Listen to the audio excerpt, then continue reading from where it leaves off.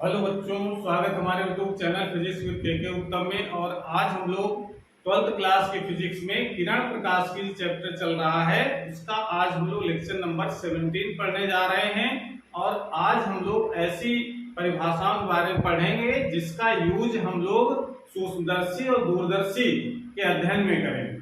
तो सूक्ष्मदर्शी दूरदर्शी का अध्ययन हम लोग अगले वाली क्लास में करेंगे, लेकिन उससे रिलेटेड कुछ परिभाषाएं हैं जो जानना है। जो दर्शन कोण क्या होता है और सूक्ष्मदर्शी या दूरदर्शी की आवर्धन क्षमता क्या होती है, ये चीजें हम लोग जानेंगे।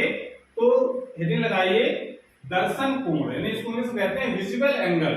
और इसकी परिभाषा तो हम लिख रखी है इसमें, आप देख सकते हैं। किसी वस्तु द्वारा आंख पर बना कोण वस्तु का दर्शन कोण कहलाता है। दर्शन कोण का मतलब क्या है, ये आपको जानना है। तो जैसे अगर दर्शन कोण का मतलब होता है कि कोई वस्तु बड़ी दिखाई दे रही है, भले वो छोटी हो, या कोई वस्तु बहुत बड़ी है, छोटी दिखाई पड़ रही है। जैसे कि चंद्रमा है, चंद्रमा हम लोग एक तस्तरी के तरीके से दिखाई पड़ता है, प्लेट की तरीके छोटा सा एक सर्किल दिखाई पड़ता है, जबकि उसका आकार बहुत बड़ा है। ठीक है ना। सन है, सूरज है, वो भी जो है बहुत छोटा दिखाई पड़ता है, लेकिन उसका आकार बहुत बड़ा होता है रियल में। लेकिन छोटा दिखाई देने का मतलब है कि वो वस्तु या वो सूर्य वो आंख पर जो कोण बना रहा है वो छोटा बन रहा है। तो किसी वस्तु का बड़ा या छोटा दिखाई देना ये डिपेंड करता है वस्तु के बने दर्शन कोण पर। जैसे दर्शन कोण का मतलब, जैसे अगर हम बात कर रहे हैं, जैसे अगर हम ये हमारी अगर आंख दिखा दें, यहाँ पर ये हमारी आंख है और उस आंख के सामने एक वस्तु रखी है ए बी, और इस वस्तु द्वारा ये आंख पर जो कोण बन रहा है, ये इस कोण को कहा जाता है दर्शन कोण। समझ आ रहा है? क्योंकि दर्शन कोण जितना बड़ा होगा वस्तु उतनी ही बड़ी दिखाई पड़ती है। उसको जरा और दूसरे फिगर में देख सकते हैं हम लोग तरीके से। जैसे अगर हम ये कहें, ये हमारी नेत्र लेंस हो गया हमारा, और उसके बाद ये होता है इसमें पीछे रेटिना, आंख में जो स्क्रीन जो होती है उसको लोग रेटिना कहते हैं आंख की। और उसके सामने अगर कोई वस्तु रखी हुई है तो उसका इमेज बनता है, कहाँ बनता है? रेटिना पर। ये क्या है? रेटिना है, इसको कहते हैं हम लोग। ये हम लोग आंख के बारे में पढ़ा तो सब कुछ पढ़ चुके हैं। और यहाँ पर अगर कोई वस्तु रखी है ए बी, इस वस्तु द्वारा आंख पर जो कोण बनेगा, ये हमारी क्या पूरी आंख का ये रेटिना है, ये इसका नेत्र लेंस है, इसके सामने वस्तु रखी है। ये जो कोण बन रहा है इसको लोग दर्शन कोण कहेंगे। तो इसकी इमेज हमको कहां पर दिखाई पड़ेगी? इस रेटिना पर इतनी बड़ी इमेज हमको दिखाई पड़ती है। ठीक है ना। वस्तु यही है। अगर हम इसको पास खिसका दें तो दर्शन कोण बड़ा हो जाएगा और वस्तु हमको बड़े दिखाई पड़ने लगेगी। जैसे कोई वस्तु बहुत दूर होती है और उसको अगर हम पास लाते हैं तो वस्तु हमको बड़ी दिखाई, जैसे इसमें मार्कर में छोटा छोटा लिखा हुआ है, उसको दूर रख करके अगर देखेंगे ऐसे, और उसके बाद तो हमको छोटा दिखाई पड़ेगा। जब उसके पास लाएंगे तो बड़ा होता जाएगा, और पास ले आएंगे तो फिर और धुंधला होने लगता है। फिर तो एक निश्चित दूरी तक आने पर वो बढ़ता है, उसके बाद फिर धुंधला होने लगता है। तो कहने का मतलब यह है कि पास ला रहे, इसका मतलब है कि दर्शन कोण बढ़ रहा है, उसका दर्शन कोण बढ़ रहा है, तो उस वस्तु का इमेज भी बड़ा बनेगा। जैसे वाले यही वस्तु खिसका करके हम यहां रख दें, इसी को वही साइज की वस्तु है, हम यहां तक खिसका करके यहां ले आते हैं। अब देखिए दर्शन कोण वस्तु वही है, इसकी इमेज देखो अब कितनी बन गई, यहां से यहां तक। दर्शन कोण अब पहले से क्या हो गया? बड़ा हो गया। दर्शन कोण बड़ा हो गया ये। अगर यही वस्तु इसी वस्तु को खिसका करके अगर हम यहां कर दें और दूर कर दें तो अब देखिए इसकी इमेज क्या होगी, और छोटी हो जाएगी। अब इमेज केवल इतनी बन रही है रेटिना पर, और दर्शन कोण हमारा बन गया इतना। तो इसका मतलब है वस्तु जैसे पास आती है उसका दर्शन कोण का मान बढ़ता है, और यह दूर जाते दर्शन कोण का मान घटता है। उसी आधार पर वस्तु छोटी या बड़ी दिखाई पड़ती है। तो दर्शन कोण का मतलब है वस्तु का बड़ा या छोटा दिखाई देना। वस्तु जितनी बड़ी होगी, अगर वस्तु का इमेज बहुत बड़ी खड़ी करते हैं, हमारे इतनी बड़ी वस्तु लगाते हैं यहाँ पर, अब इसके द्वारा दर्शन कोण होगा ये और बड़ा बनेगा। लेकिन अब दर्शन कोण का मान बहुत बड़ा हो गया ये, तो इसकी इमेज बहुत बड़ी हो गई पहले से। तो कहने का मतलब है कि वस्तु जितना बड़ा दर्शन कोण बनाए, वस्तु बड़ी है तो बड़ा दर्शन कोण बना रही है, वस्तु छोटी है तो छोटा दर्शन कोण बना रही है। लेकिन कुछ ऐसी परिस्थितियां होती है कि वस्तु बड़ी होने के बावजूद भी वस्तु का जो दर्शन कोण है बहुत छोटा बनता है, इस कारण वस्तु छोटी दिखाई पड़ती है। जैसे सूर्य और चंद्रमा को देखते हैं हम लोग एक फुटबॉल के तरीके से दिखाई पड़ता है, पर इतना बड़ा होता नहीं है। उसका कारण ये है कि चंद्रमा या सूर्य द्वारा जो आंख पर बना दर्शन कोण है वो बहुत छोटा बनता है, इसलिए हमको वस्तु छोटी दिखाई पड़ती है। तो ठीक है ना, दर्शन कोण का मतलब होता है कि वस्तु द्वारा आंख पर कितना कोण बना रही है। उसको हम लोग परिभाषा को सिंपली लिख सकते हैं कि वस्तु, किसी वस्तु द्वारा आंख पर बना कोण वस्तु का दर्शन कोण कहलाता है। उसको हम लोग जब हम एग्जाम में लिखेंगे तो आपको केवल एक फिगर में आपको दिखा देना है, तो समझने के लिए हमने ढेर सारे फिगर बना रखे थे। तो वस्तु का दर्शन कोण किस प्रकार से बढ़ाया जा सकता है। मान लो ये हमारी आंख हो गई, अगर ये चित्र भी में आप ये जो कोण देख रहे हैं इसको दर्शन कोण कहेंगे, या यहाँ पर आप देखना चाहें तो अलग अलग बुकों में अलग अलग करके समझाया गया है, आपको कंफ्यूज नहीं होना है, दोनों का मतलब एक ही है। तो ये वस्तु है, इसके द्वारा आंख पर जो बना कोण होगा उसको भी हम लोग दर्शन कोण कहेंगे, और उसकी इमेज हमको इतनी दिखाई पड़ रही है। अब क्लियर हो गई। तो दर्शन कोण का मतलब यही हो गया कि वस्तु का बड़ा या छोटा दिखाई देना वस्तु द्वारा आंख पर बने दर्शन कोण पर निर्भर करता है। ठीक है, तो दूसरी बात ये तो होगा दर्शन कोण के बारे में। दूसरी चीज, जो प्रकाशिक यंत्र पढ़ने हैं, ऑप्टिकल इंस्ट्रूमेंट जो पढ़ने हैं हमको, सूक्ष्मदर्शी और दूरदर्शी के बारे में। तो सूक्ष्मदर्शी दूरदर्शी दोनों का काम है वस्तु को बड़ा करना। भाई जो सूक्ष्मदर्शी है वो क्या करता है, छोटी वस्तुओं को बड़ा करके दिखाता है। ठीक है ना, तो इसका बड़ा करने का मतलब क्या, दर्शन कोण का बढ़ाना। भाई दर्शन को बढ़ेगा तो वस्तु बड़ी दिखाई पड़ेगी। और जो दूरदर्शी होता है वो दूर की वस्तु को देखने का काम आता है, दूर होने का दर्शन कोण छोटा है और उसको फिर दर्शन कोण बड़ा करता है सूक्ष्मदर्शी, सॉरी दूरदर्शी। तो दूरदर्शी या सूक्ष्मदर्शी दोनों का काम है दर्शन कोण को बढ़ाना। अब दोनों को बढ़ाने का तरीका अलग अलग है। जो सूक्ष्मदर्शी होता है वो वस्तु का एक अलग इमेज बनाता है, एक वस्तु का एक प्रतिबिंब बनाता है जो वस्तु से बहुत बड़ा, और जो बड़ा प्रतिबिंब होगा तो वो वस्तु पर बड़ा दर्शन कोण बनाएगा, आंख पर बड़ा दर्शन कोण बनाएगा, तो वस्तु हमको बड़ी दिखाई पड़ने लगती है। बात क्लियर हुई। मतलब सूक्ष्मदर्शी का काम है वस्तु का बड़ा प्रतिबिंब बना करके वस्तु आंख पर दर्शन कोण को बड़ा करना, ये काम है। ठीक है ना, ये वस्तु जो सूक्ष्मदर्शी होता है ये वस्तु की इमेज को पास नहीं लाता है, वस्तु की इमेज को बढ़ाता है। ठीक है ना, जबकि दूरदर्शी काम करता है ये वस्तु की इमेज को नहीं बढ़ाता है बल्कि ये वस्तु की इमेज को पास ले आता है। तो पास लाएंगे तभी दर्शन कोण बड़ा बनता है और वस्तु का इमेज बड़ा बन जाएगा। जो इमेज देखेंगे तो बड़ा दर्शन कोण बनेगा। तो दोनों काम दर्शन कोण को बड़ा करना है, लेकिन दोनों का मेथड अलग अलग है। सूक्ष्मदर्शी का काम है इमेज को बड़ा करके दर्शन कोण को बढ़ाना, और दूरदर्शी का काम है वह दूर की वस्तु का इमेज पास में बन जाने के कारण दर्शन कोण बड़ा हो जाता है। तो दोनों का तरीका अलग अलग है दर्शन कोण बढ़ाने का, लेकिन दोनों दर्शन कोण को बढ़ाते हैं जिससे वस्तु हमको बड़ी स्पष्ट दिखाई देने लगती है। ठीक है, अब बात करते हैं हम लोग आवर्धन क्षमता की। इसको नोट कर लीजिए और फिगर बना लें। उसके बाद इसकी प्रकाशिक यंत्र की आवर्धन क्षमता क्या होती है ये हम लोग जानेंगे। नोट कर लें इसको।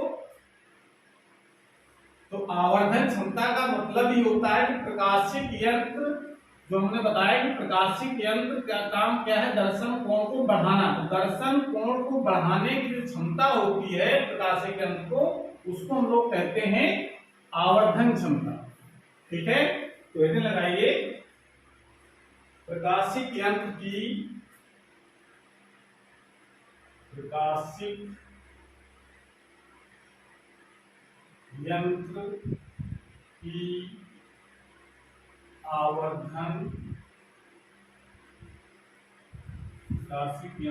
आवर्धन क्षमता कहते हैं इसको magnitude find power of optical instrument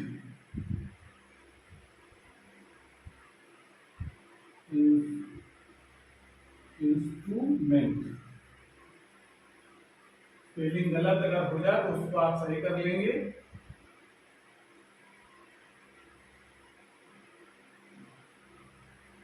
ये इसका मतलब क्या है? इसका मतलब है कि जैसा कि प्रकाशिकी के अंदर हमको दो पढ़ने, सूक्ष्मदर्शी और दूरदर्शी। तो सूक्ष्मदर्शी और दूरदर्शी दोनों काम दर्शन कोण को बढ़ाना। तो प्रकाशिक यंत्र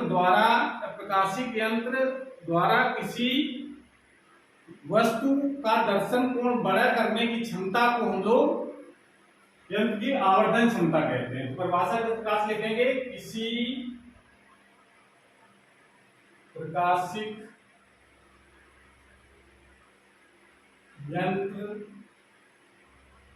यंत्र की दर्शन कोण, किसी प्रकाशिक यंत्र की दर्शन कोण बढ़ाने की क्षमता को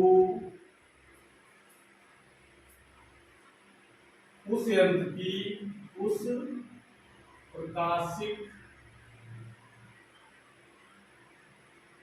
प्रकाशिक यंत्र की आवर्धन क्षमता कहते। ये परिभाषा ले सकते हैं। किसी अगर बड़ा करना है प्रतिबिंब को तो तरीका क्या, दर्शन को बढ़ाना पड़ेगा। दर्शन को बढ़ाने की क्षमता होती है, उसी को हम लोग कहते हैं आवर्धन क्षमता।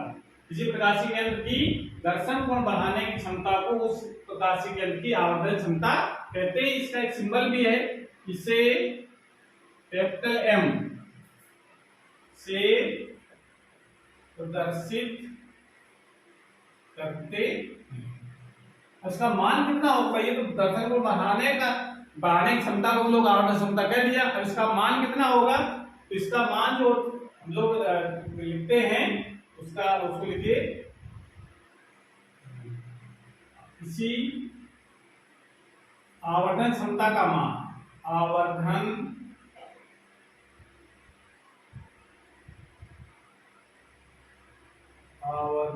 क्षमता का मान उस प्रकाशिक या सूक्ष्मदर्शी हो सकता है और दूरदर्शी भी हो सकता है। प्रकाशिक यंत्र आवर्धन क्षमता का मान उस प्रकाशिक यंत्र से बने अंतिम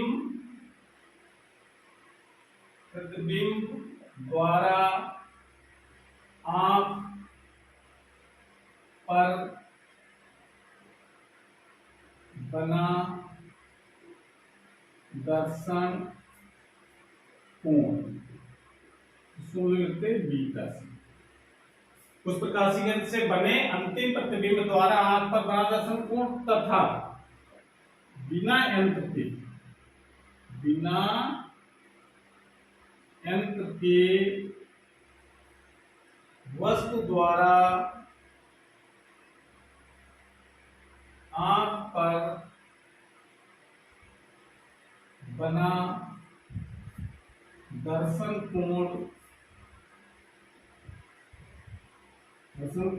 इसको लिखते हैं अल्फा से, के अनुपात के बराबर होता है। ये इसका मान हम लोग कैसे लिखा जाएगा? मान m इक्वल टू क्या लिखेंगे? प्रकाशिक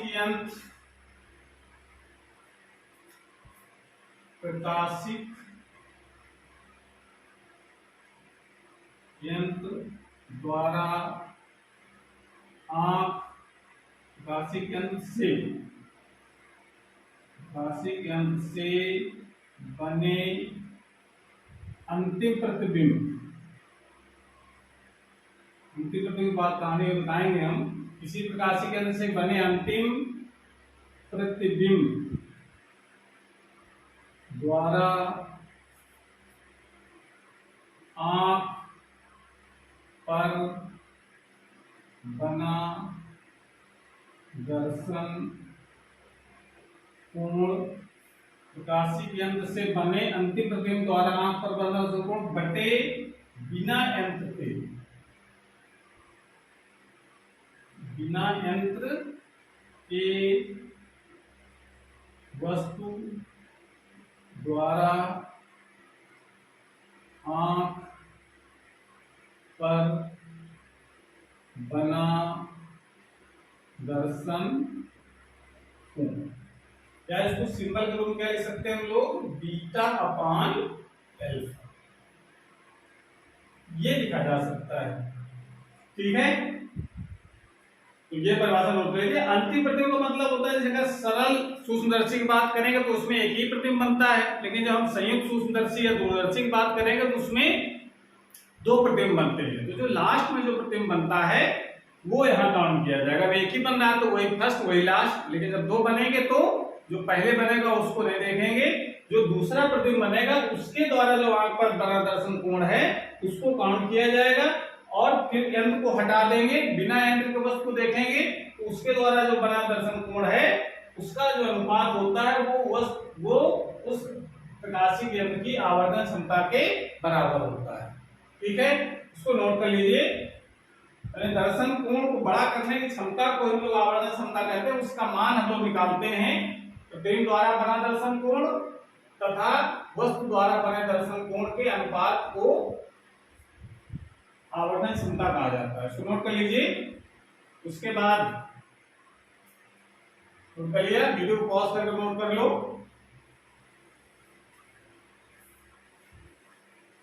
अब देखिए इसे सूत्र से पता चल रहा है, इसका मात्रक लिखना चाहे तो क्या लिखेंगे, आवर्धन क्षमता का मात्रक आवर्धन क्षमता का आवर्धन क्षमता एक विमाहीन, इसका कोई विमा नहीं होती, आवर्धन क्षमता एक विमाहीन राशि है जिसका कोई मात्रक भी नहीं होता है। आवर्धन क्षमता एक विमाहीन राशि है जिसका कोई मात्रक नहीं होता है। मात्रक भी नहीं होता है, एक नंबर होता है ये कि वस्तु कितने गुना, वस्तु का प्रतिबिंब है वो कितने गुना बन रहा है, कितने गुना बढ़ा दिया उसने, ये बताता है आवर्धन क्षमता। तो ये आवर्धन क्षमता और दर्शन कोण दोनों की जरूरत हम लोग अगले वाले वीडियो में पड़ेगी, जब हम लोग पढ़ेंगे सूक्ष्मदर्शी और दूरदर्शी के बारे में। ठीक है, तो इसको रिवाइज कर लें, और अगली वीडियो में हम लोग सूक्ष्मदर्शी और दूरदर्शी के बारे में पढ़ेंगे। तो अगर ये वीडियो अच्छा लगा तो उसको लाइक जरूर करें और अपने दोस्तों को शेयर करें, और चैनल में अगर पहली बार देख रहे हैं चैनल हमारा तो चैनल को सब्सक्राइब करें, जिससे नए जो वीडियो अपलोड हो उसकी नोटिफिकेशन आपके पास सबसे पहले पहुंच जाए। पढ़ाई करते रहिए। Thank you.